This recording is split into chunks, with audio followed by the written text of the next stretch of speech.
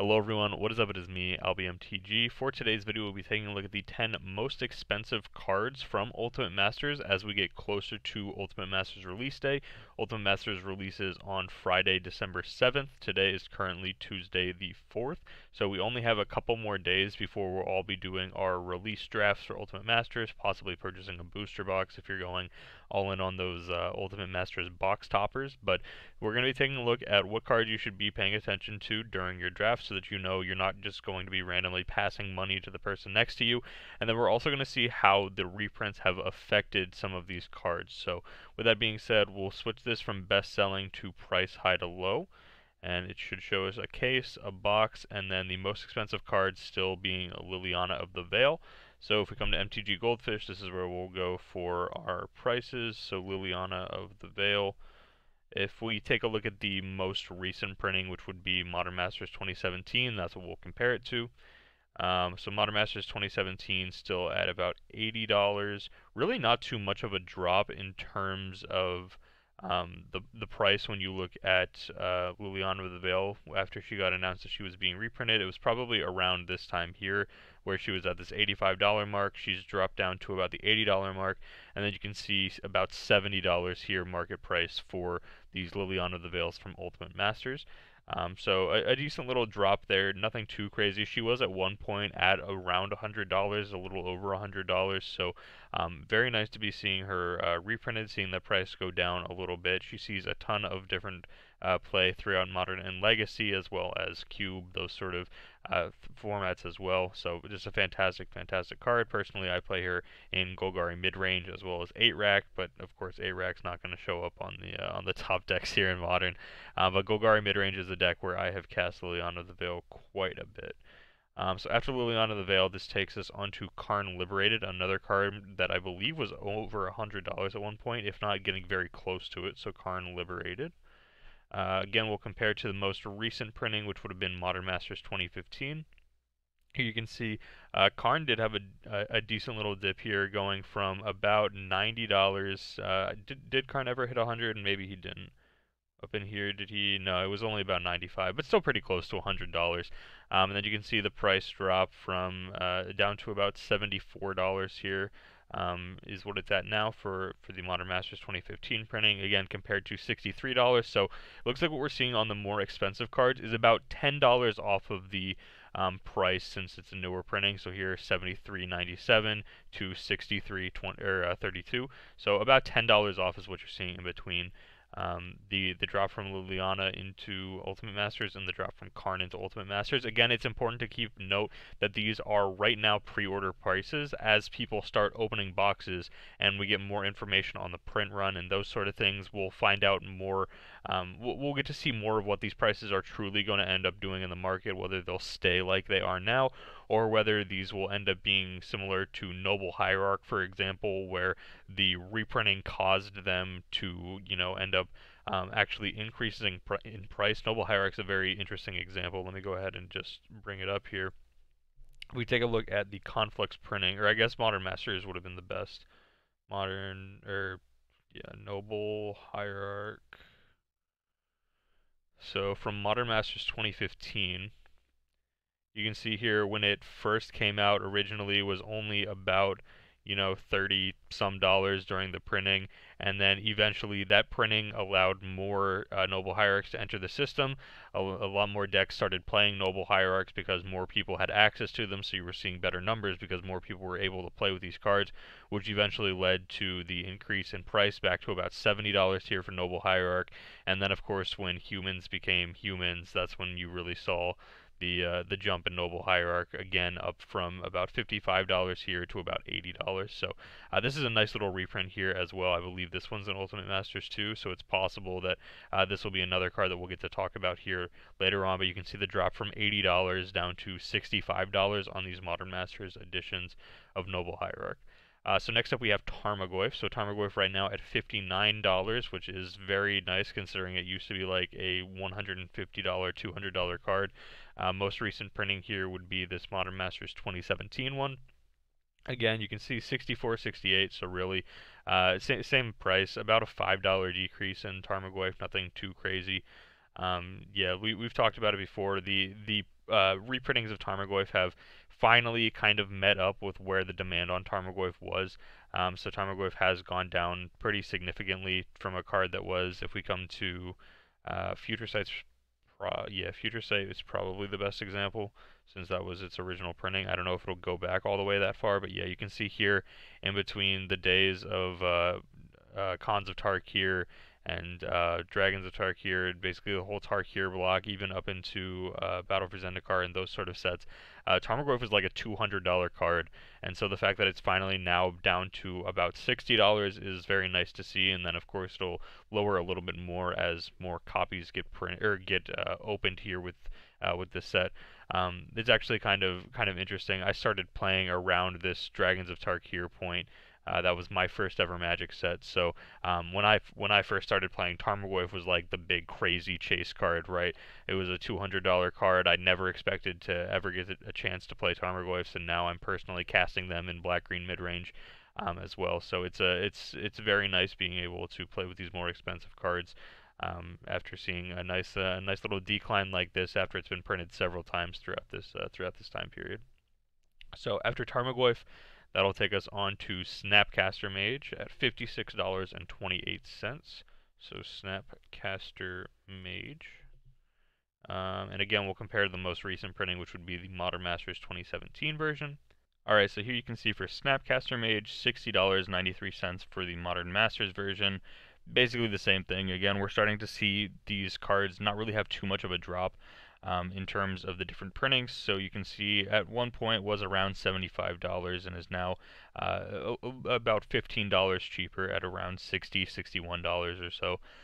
So that's very nice for Snapcaster Mage. Again, another card that sees just a ton of modern play, legacy, and even vintage play here as well throughout all of these different decks. So it's just a very, very good card, very sought after card, and basically all the decks that want Snapcaster Mage want 3 or 4 of them. So it's one of those cards where when you decide to start playing Snapcaster Mage, you're deciding to make an investment in them by buying generally your entire playset or at least 3 of the 4.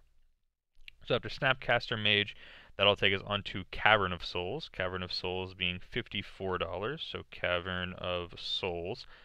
This is a card again where right now the demand is very high because of decks like Humans, decks like Spirits. They're doing extremely well in the modern metagame, and so Cavern of Souls is the kind of card that people are really searching for. You need your play sets in order to play Humans, in order to play Bant Spirits. Even sees a little bit of play in Amulet Titan as well, because you have so much access to all of these different lands, and so having the ability to have uncounterable Titans is pretty good, and then having the ability to bounce it back later, it can be a great way for Amulet Titan to win some matches against control decks.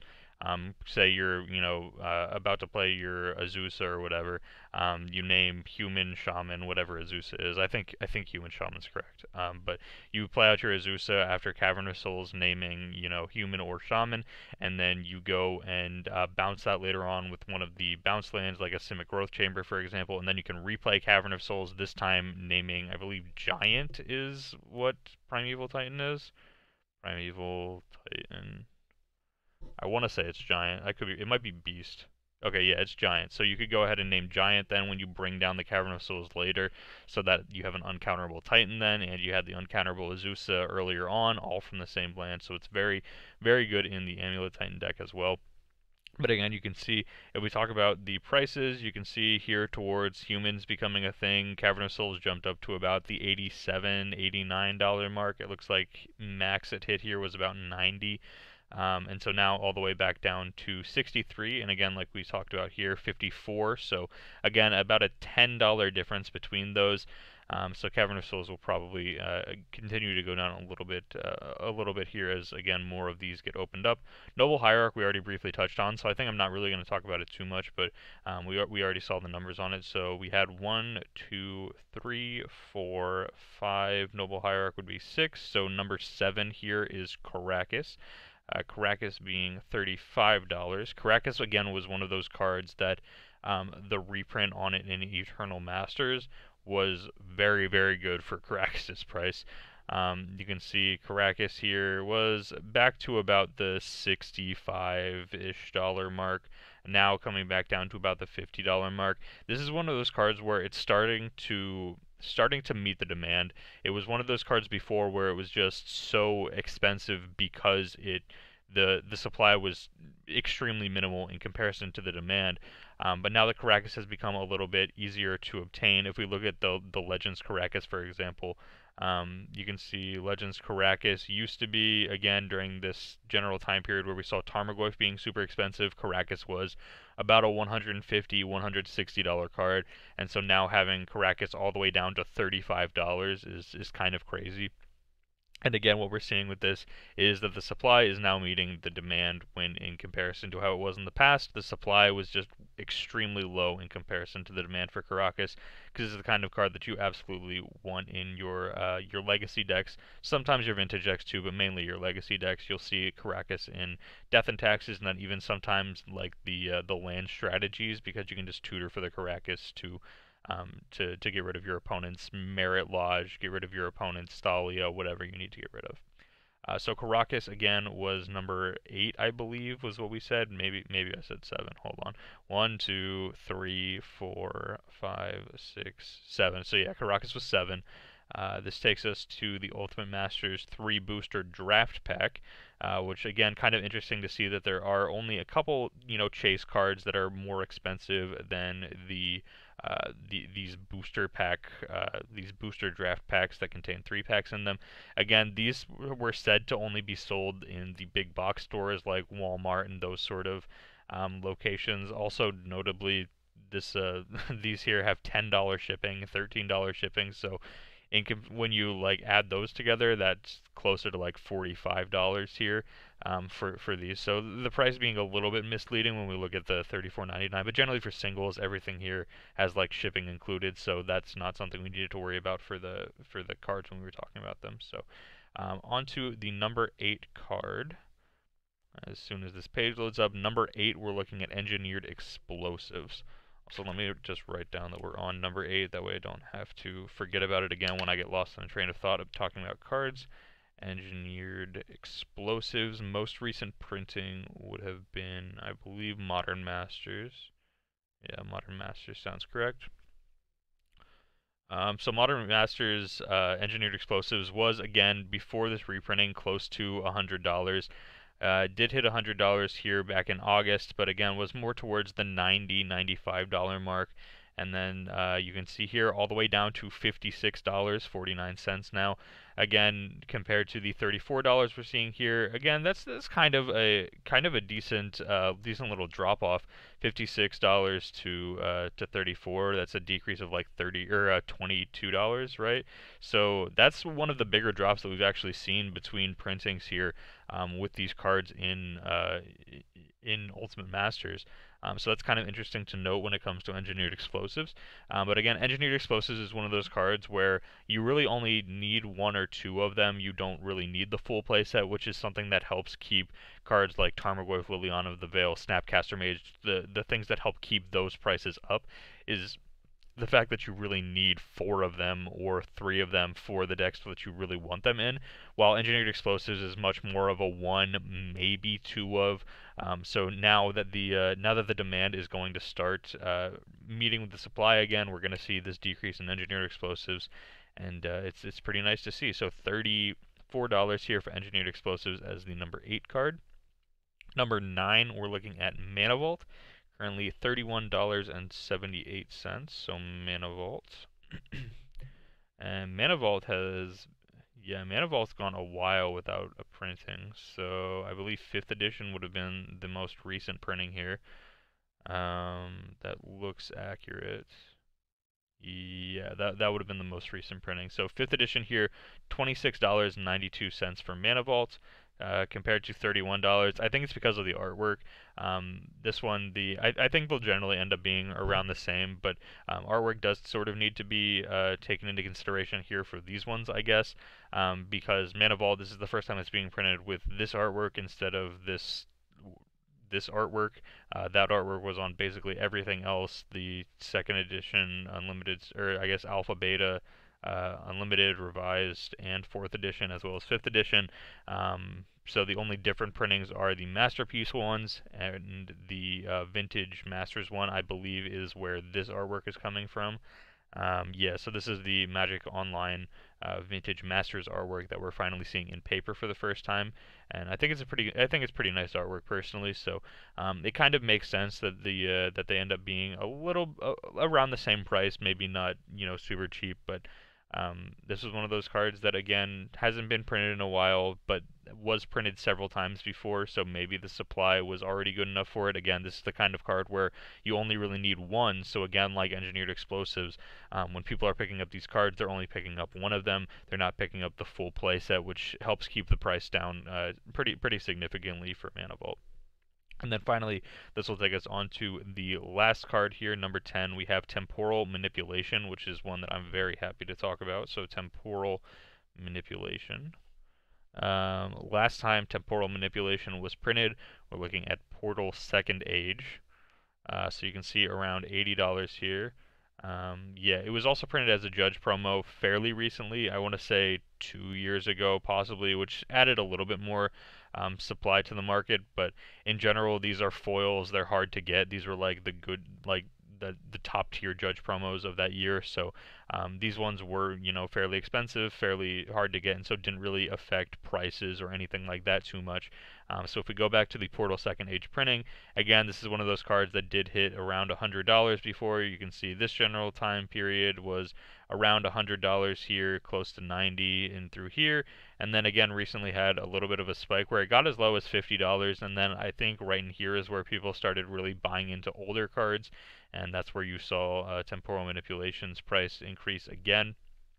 So this is a card that has only ever been printed once during the 1990s and then as a Judge promo, and so now we're finally seeing non-foil copies that are much easier to acquire here in Ultimate Masters. A card that this reminds me of is if we talk about Imperial Recruiter.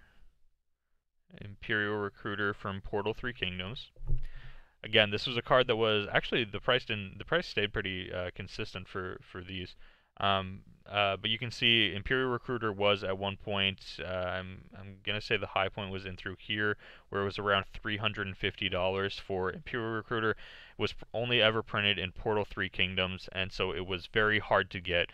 Sees Legacy play to help you find some of these creatures with lower power, and it was a very key piece to some of these Legacy decks, but because of the supply being so low for the demand, the card ended up being a $350 card at some point.